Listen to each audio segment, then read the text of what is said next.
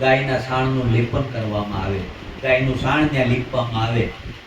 હવે એક દિવસ કોઈએ નારદને કીધું કે પ્રભુ, તમે જ્યારે નારાયણ લોકની અંદરથી ઊભા થાવ પ્રભુ પાસેથી, એટલે તમે જ્યાં બેઠા હોય ન્યાય કે ગાયના સાણથી લીપન કરવામાં આવે છે કે હોય નહીં, હું તો પ્રભુ હારે બેહું આવું કેમ? એક દિવસ નારદ ઊભા થયા ને એને જોયું, એટલે જ્યારે નારદ ઊભા થયા પછી ત્યાં ગાયના સાણથી લીપણ કરવામાં આવ્યું. એટલે નારદે કીધું પ્રભુ આવું કેમ? કે નારદ તને એ વાત સમજાય નહીં, તું રહેવા દે, એ અમારી વિધિ છે, અમે કરીએ છીએ, રહેવા દે. કે નહીં પ્રભુ, મને કયો આ કેમ કરવું પડ્યું?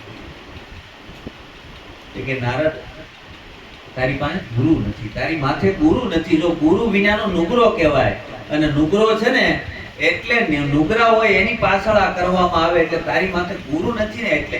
કે પણ હું તો તમારી આરે વાતો કરું, પરમાત્મા સાક્ષાત પરમાત્મા આરે વાતો કરું, મારે ગુરુની શું જરૂર છે? કે પણ નારાયણ, ગુરુ વિના હું સર્વ વ્યાપક છું, એ સ્વરૂપનું તને ભાન ન થાય. તારે મને મળવું હોય તો તારે આ નારાયણ લોકની અંદર આવવું પડે.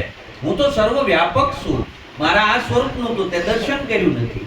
અરે હું વાત કરો બાપજી? કે હા. કે ઈ તો ગુરુ હોય તો કરાવે, ગુરુ વિનાનો તો નુકરો છો એટલે આ લીપણ કરવામાં આવે.